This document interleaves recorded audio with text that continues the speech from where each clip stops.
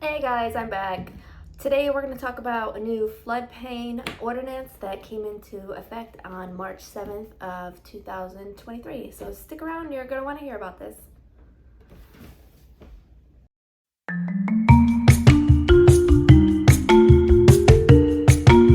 County adopted a new floodplain ordinance. This happened back in back in 2022, and then they just adopted it March 7th of 2023.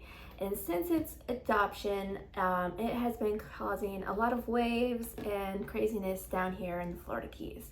And today we're just going to talk about a couple of things that the ordinance did that affect buyers and sellers in the real estate market and everybody down here in that field. All right, so one of the first things the ordinance did was change the flood insurance rate map effective date from January 1, 1975 to June 15th, 1973. Up until this time, we've always used January 1, 1975 for our flood insurance rate maps. Anything built before basically 1974, I would say, is pre-firm that gets grandfathered in. So now they want to change the date until June 15th, 1973. The county is saying that is the date we should have used all along because that's when we joined the National Flood Insurance Program. The county and the commissioners are going to go back and ask FEMA if we can keep it at our January 1975 date because up until now, that's what we have been using. So basically, we're going to see what FEMA says on that.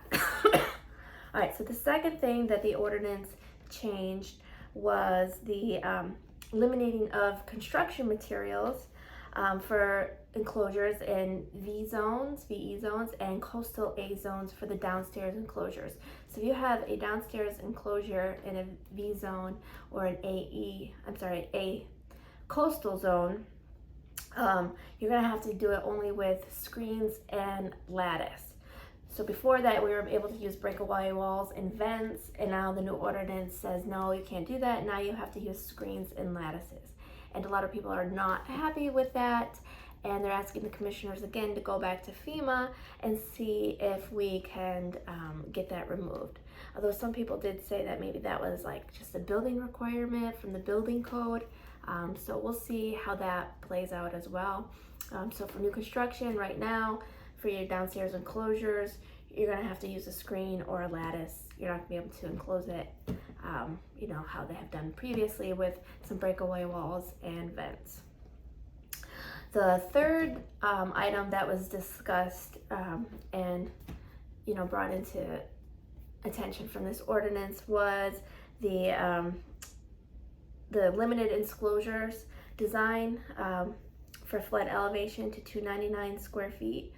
So basically, in Monroe County, and we're only talking about Monroe County here. This is not Marathon or Key West or the Village because those are their own cities. So unincorporated Monroe County is like Ramrod, Key Largo, Duck Key, those type of areas that this ordinance is going to affect.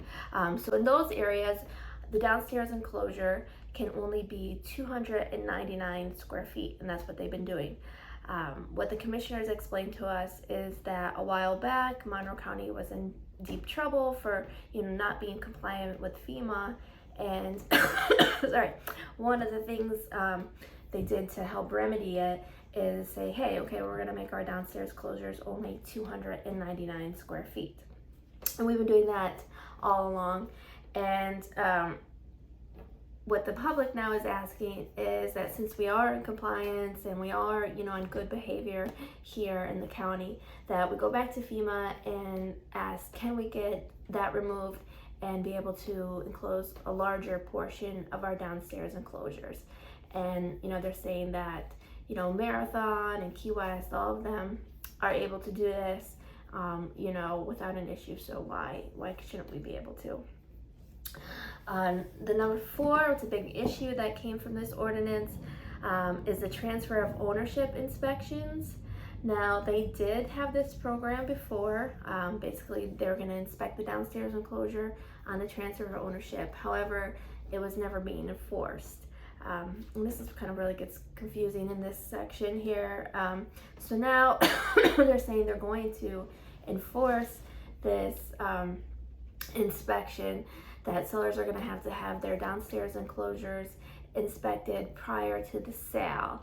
And a lot of people think that's an overreach in the government, that they should not be able to do that. The ordinance also states that buyers can go back and sue the seller if they did not have this inspection done. Currently, the county is not doing the inspections. They stopped. That's on hold for right now until they get this cleared up. But most of the people down here and from the commissioners, sounds like they want to see if we can completely do away with the ownership inspection program and not have that. A lot of you don't really want government officials going into your property and then telling you have to rip something out. Or another scenario was if they they go in there and they see that it's not compliant, they're not going to make you rip it out. But if you want to go and have another permit, you're not going to be able to get that permit until you fix your downstairs enclosure. So it's a little bit crazy right now with that inspection program, but it is on hold at least right now until September, until they figure out a way to implement it and kind of work through the procedures and the timeline of doing all of this. But basically, again, the public's asking them to get rid of that inspection program completely. So if you have a downstairs enclosure and you're a seller or you're a buyer and you're gonna buy a property, just give us a call. We'll go through everything with you and make sure that both parties understand their obligations and that nobody is gonna get sued here. So sorry. Anyway, that was the update from the commission meeting on the floodplain management ordinance that went into effect March 7th. I'm going to put some more information down below so you guys can read about it a little bit more. And then, of course, if you have questions, give us a call and have a great day. Thanks.